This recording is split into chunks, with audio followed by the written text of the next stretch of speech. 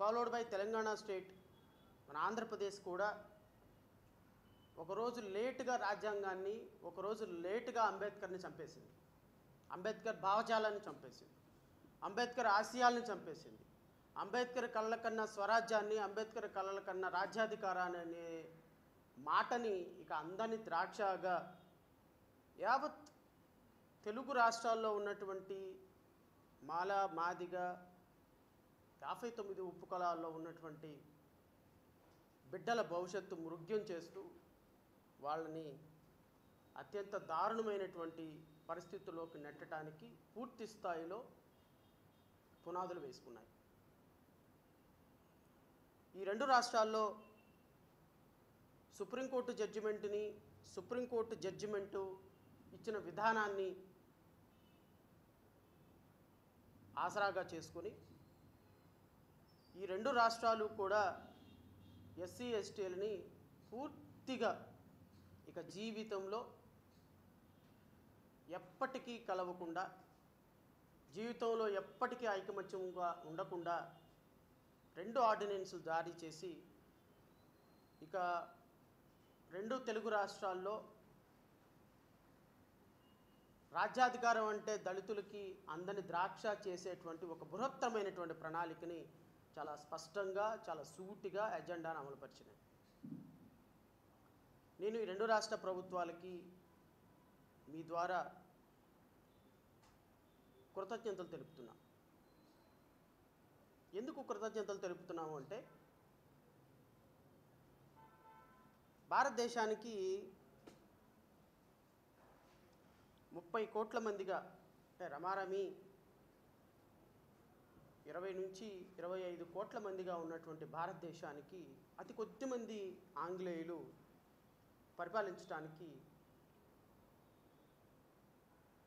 భారతదేశం వచ్చినప్పుడు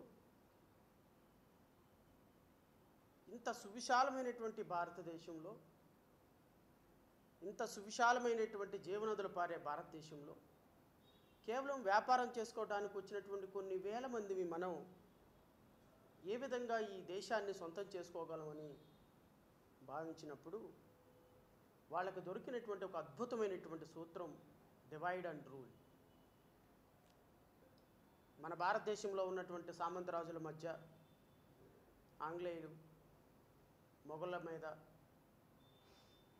పరిపాలిస్తున్న రాజుల మీద వాళ్ళల్లో వాళ్ళకి తగువులు పెట్టి, వాళ్ళల్లో వాళ్ళకి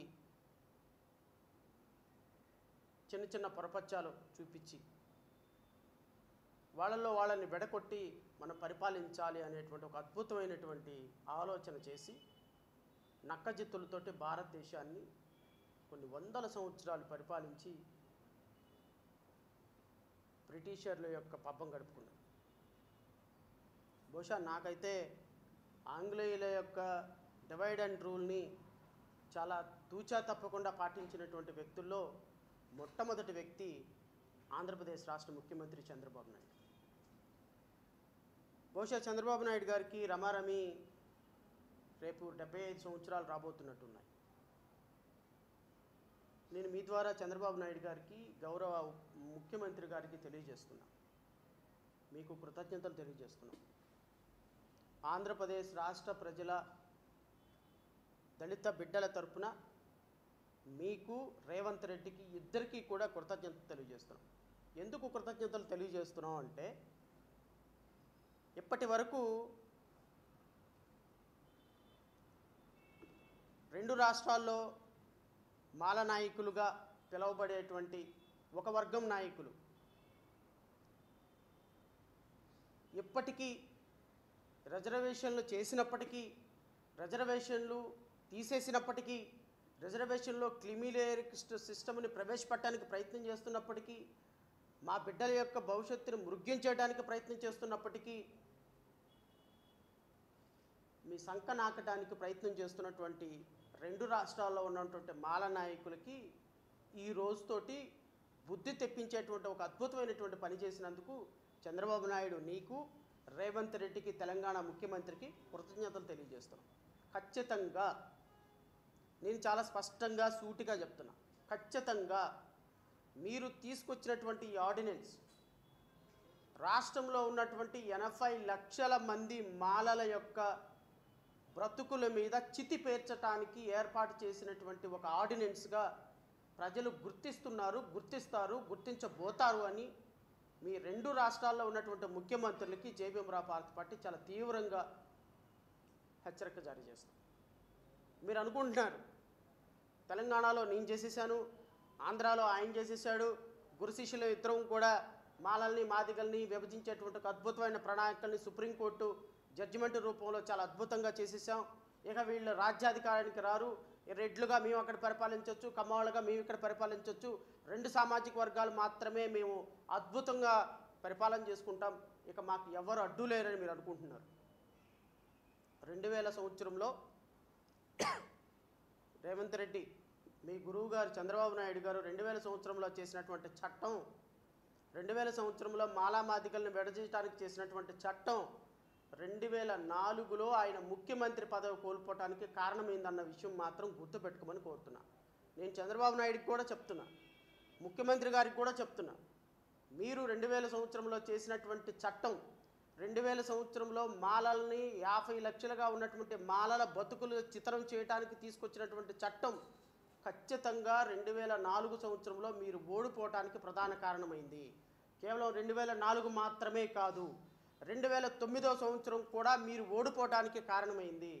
2004 నుంచి 2014 వరకు మీరు ఓడిపోవటానికి కారణమైనటువంటి ఒకే ఒక్క చట్టం, చేసినటువంటి ఒకే ఒక్క తప్పు, మాలామాదిగల మధ్య చిచ్చు పెట్టి దళిత రాజ్యాధికారానికి దూరం చేసేటువంటి ఒక దుర్మార్గకరమైనటువంటి ఒక చర్య మీకు దూరం చేసింది అధికారాన్ని. మళ్ళీ 2004కి 4 సంవత్సరాలు పదవి మాత్రం మీరు అనుభవించారు. అదేవిధంగా ఇంకా 4 సంవత్సరాలు మీరు ముఖ్యమంత్రిగా ఉంటా 2025లో అంటే 2029లో జరగబోయే ఎలక్షన్కి 4 సంవత్సరాల ముందు ఇదే చట్టాన్ని మళ్ళీ తీసుకొచ్చారు. నేను మళ్ళీ చెప్తున్నాను, రాసి పెట్టుకోండి, ఈ సిమ్ చెప్తున్నా. 2025లో తయారు చేసిన చట్టం వల్ల 2029 సంవత్సరంలో నువ్వు మీ శిష్యుడు రేవంత్ రెడ్డి ఇద్దరు కూడా మట్టి కరవకపోతే, మీ ఇద్దరు గురు శిష్యులు కేవలం గెస్ట్ హౌస్లకే పరిమితం చేయకపోతే, మీ గురు శిష్యులు చేసినటువంటి ఈ దుర్మార్గకరమైనటువంటి ఆర్డినెన్సు దాదాపుగా 80 లక్షల మందిగా ఉన్న మాలల యొక్క గుండెల్లో చితిని రగిలిస్తుందన్న విషయం మీకు 2028లో రేవంత్ రెడ్డికి, 2029లో చంద్రబాబు నాయుడికి రుచి చూపించకపోతే, మేము మాల జాతి బిడ్డలమే కాదు, దళిత జాతి బిడ్డలమే కాదు, డాక్టర్ బాబాసాహెబ్ అంబేద్కర్ వారసులమే కాదు అన్న విషయం రాసి పెట్టుకోండి.